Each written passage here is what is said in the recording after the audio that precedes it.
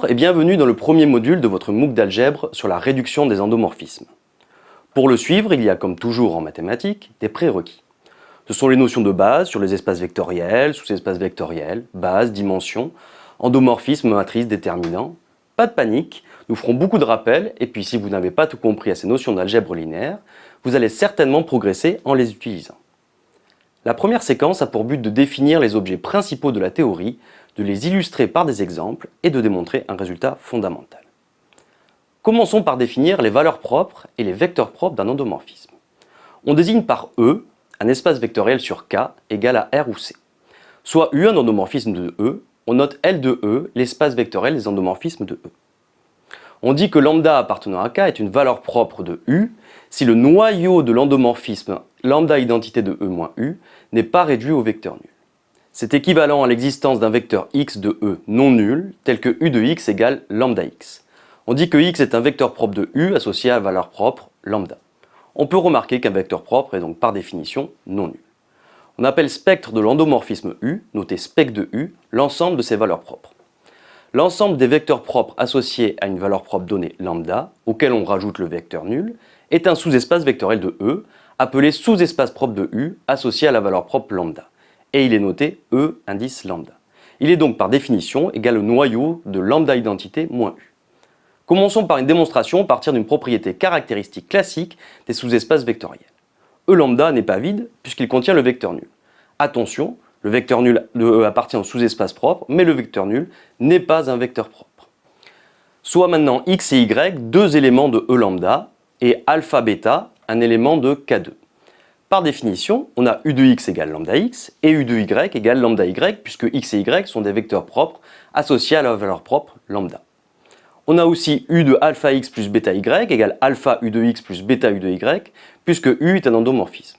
On obtient donc U de alpha x plus bêta y égale alpha lambda x plus bêta lambda y qui est égal à lambda facteur de alpha x plus bêta y.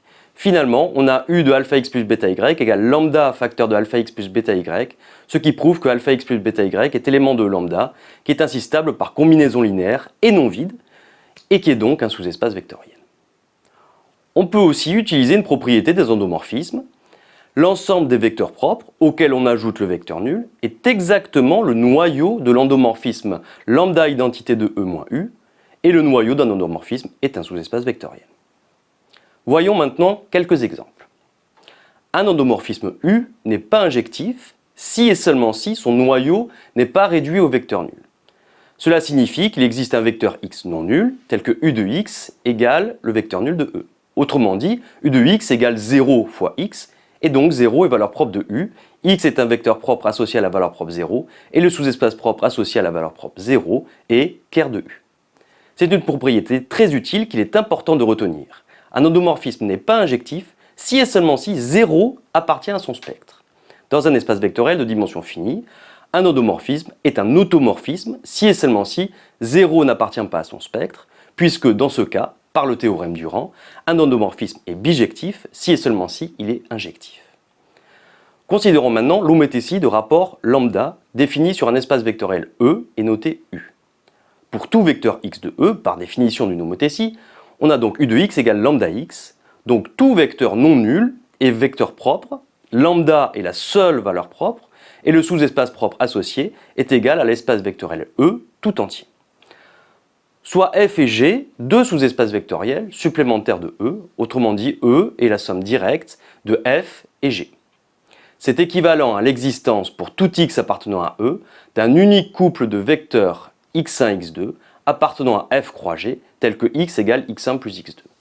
Cela permet de définir la projection PF de E sur f parallèlement à g par si x est égal à x1 plus x2 où x1 appartient à f et x2 appartient à g, alors Pf de x est égal à x1.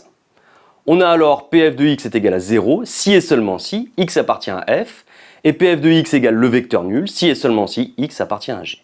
Donc les nombres réels 0 et 1 sont valeurs propres.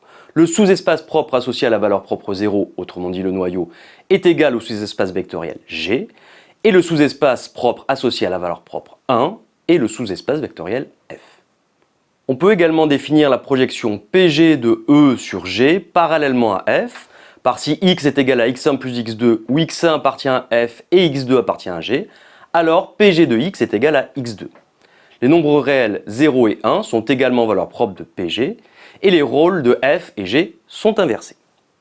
Avec la même décomposition de E en somme directe et en conservant les notations précédentes, on définit la symétrie par rapport à f parallèlement à g, noté SF, par la chose suivante. Si x est égal à x1 plus x2 où x1 appartient à f et x2 appartient à g, alors SF de x est égal à x1 moins x2. On a ainsi SF de x est égal à x si et seulement si x appartient à f, et SF de x est égal à moins x si et seulement si x appartient à g. Donc 1 est valeur propre de SF, le sous-espace propre associé étant f, et moins 1 est également valeur propre de SF, le sous-espace propre associé étant g.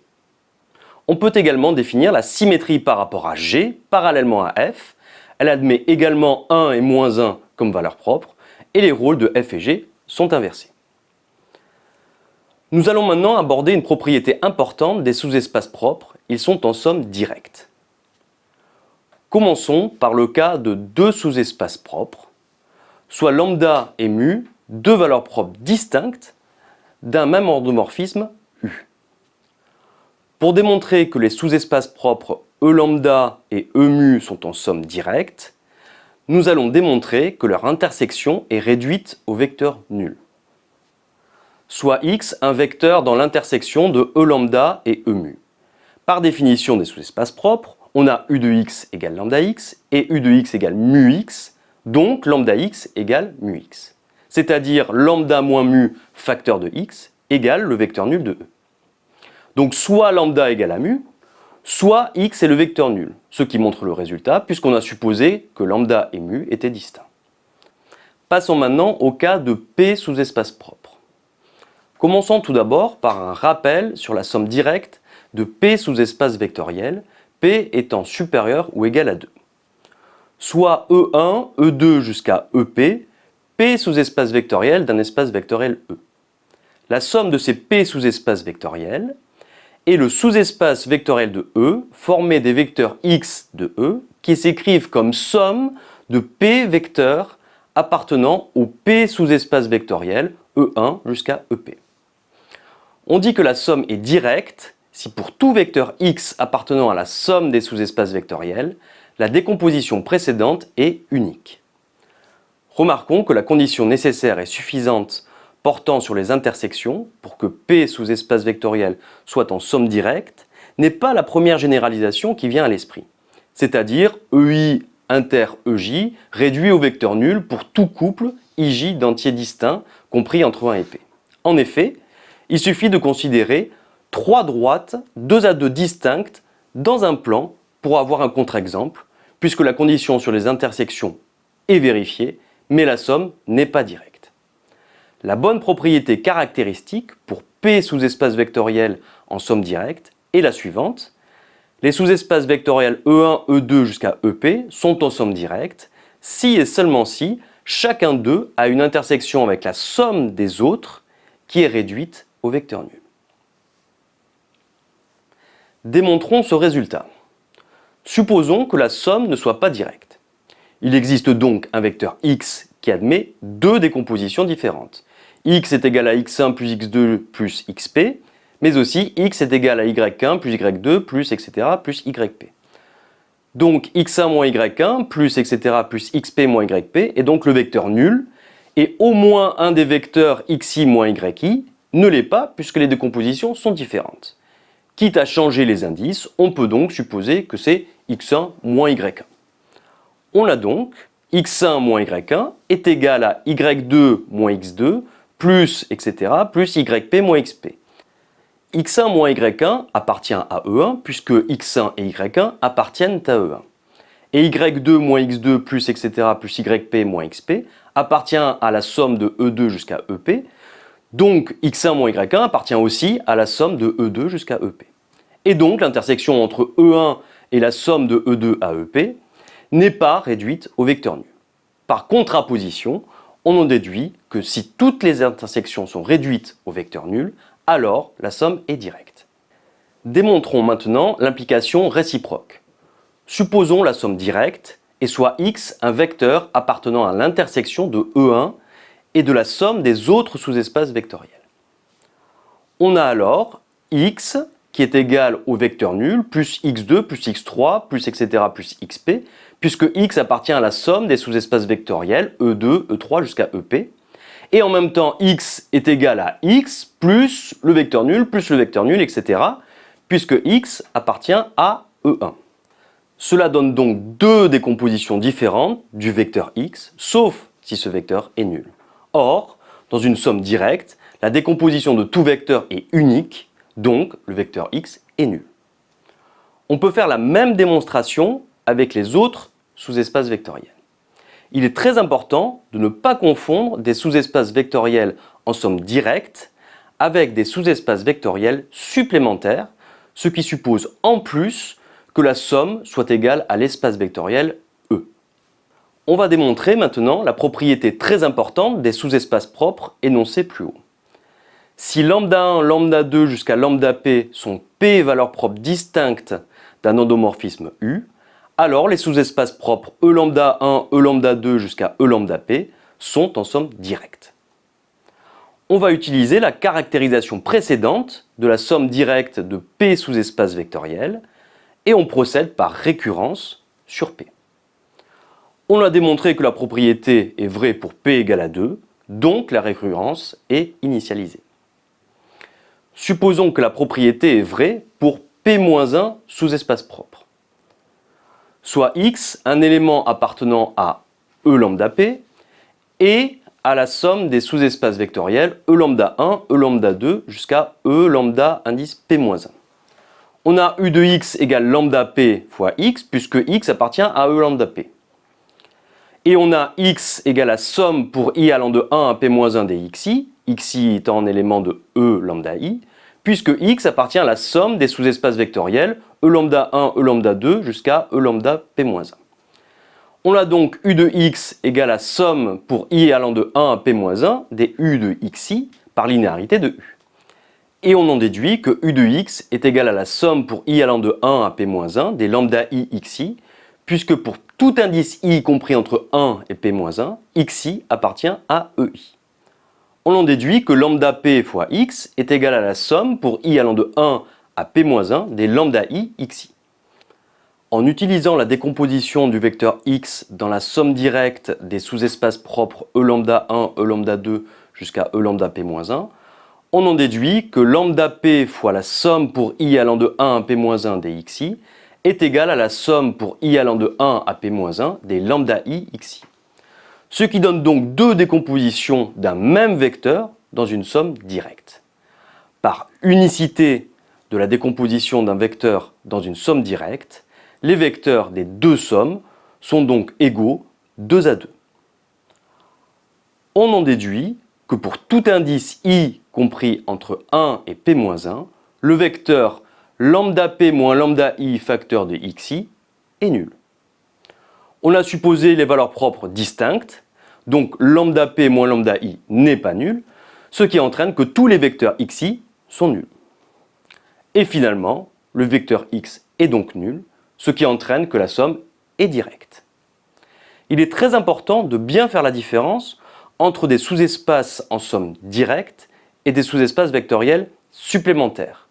On a démontré que les sous-espaces propres sont en somme directe, mais ils ne sont pas toujours supplémentaires. Appliquons ce résultat au cas des projections et symétries. Dans le cas des projections, l'espace vectoriel E est somme directe des sous-espaces propres associés aux valeurs propres 0 et 1, et dans le cas des symétries, E est la somme directe des sous-espaces propres associés aux valeurs propres 1 et moins 1. On en déduit qu'il ne peut pas exister une autre valeur propre pour ces endomorphismes, puisque l'existence d'un troisième sous-espace propre, en somme directe avec les deux premiers, est impossible, car leur somme est déjà égale à E. Définissons maintenant les valeurs propres et vecteurs propres d'une matrice. On note MNP de K, l'espace vectoriel des matrices à n lignes et p colonnes à coefficient dans K, et par Mn de K, l'espace vectoriel des matrices carrées d'ordre n à coefficient dans K. Soit A, une matrice carrée d'ordre n à coefficient dans K. Un élément lambda de K est valeur propre de la matrice A si et seulement si la matrice lambda in moins A n'est pas inversible ou in est la matrice identité d'ordre n. C'est équivalent à l'existence d'une matrice colonne grand X non nulle telle que lambda in moins A facteur de grand X est égal à l'élément nul de Mn de K, c'est-à-dire AX égale à lambda X. Les matrices colonnes grand X non nulles qui vérifient cette égalité sont appelées les vecteurs propres de la matrice A associés à la valeur propre lambda. On peut remarquer que comme pour les endomorphismes, un vecteur propre d'une matrice est par définition non nul. L'ensemble des valeurs propres de la matrice A est appelé le spectre de A, noté spec de A.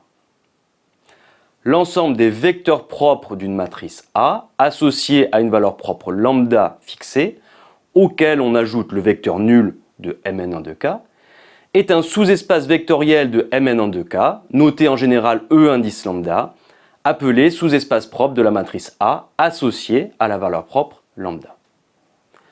Pour la démonstration, on utilise la même propriété caractéristique des sous-espaces vectoriels que pour le cas des endomorphismes, les deux démonstrations étant très proches. Le vecteur nul de Mn1 de K appartient à E lambda, qui est donc non vide.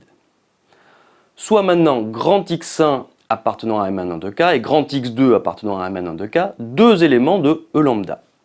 On a donc AX1 égale lambda X1 et AX2 égale lambda X2 par définition de E lambda. Soit alpha bêta, un couple d'éléments de K2. D'après les propriétés de la somme des matrices et du produit d'une matrice par un élément de K, on a A facteur de alpha X1 plus bêta X2 est égal à alpha AX1 plus bêta AX2, qui est égal à alpha lambda X1 plus bêta lambda X2, puisque X1 et X2 sont des vecteurs propres associés à la valeur propre lambda. Et on en déduit finalement que A facteur de alpha X1 plus bêta X2 égale à lambda facteur de alpha X1 plus bêta X2, et donc que alpha X1 plus bêta X2 appartient à E lambda. E lambda est ainsi non vide et stable par combinaison linéaire, c'est donc un sous-espace vectoriel de Mn1 de K. Nous allons terminer par les relations entre valeurs propres et vecteurs propres d'un endomorphisme et ceux de sa matrice dans une base. Soit E un espace vectoriel de dimension finie, n, et U un endomorphisme de E. On considère une base quelconque E1, E2 jusqu'à En de E et on désigne par A la matrice de U dans cette base. L'élément lambda de K est valeur propre de U si et seulement si il existe un vecteur petit x non nul dans E tel que U de x égale à lambda x. On désigne par grand X la matrice de petit x dans la base E1, E2 jusqu'à En. U de x est égal à lambda x et donc équivalent à A fois grand X égale lambda fois grand X, donc équivalent à lambda valeur propre de A et grand X un vecteur propre associé à la valeur propre lambda et réciproquement. L'endomorphisme U et la matrice A ont le même spectre et les vecteurs propres de A sont les matrices des coordonnées dans la base E1, E2 jusqu'à En, des vecteurs propres de U. Conséquence, toutes les matrices d'un même endomorphisme dans différentes bases ont le même spectre. On sait par ailleurs que deux matrices sont semblables si et seulement si ce sont les matrices d'un même endomorphisme dans deux bases différentes. On peut en déduire que deux matrices semblables ont le même spectre. Nous retrouverons ce résultat dans la séquence suivante. À vous de jouer maintenant, vous pouvez utiliser les notions que nous venons de voir dans les exercices qui suivent cette séquence, puis vérifier leur acquisition avec le QCM.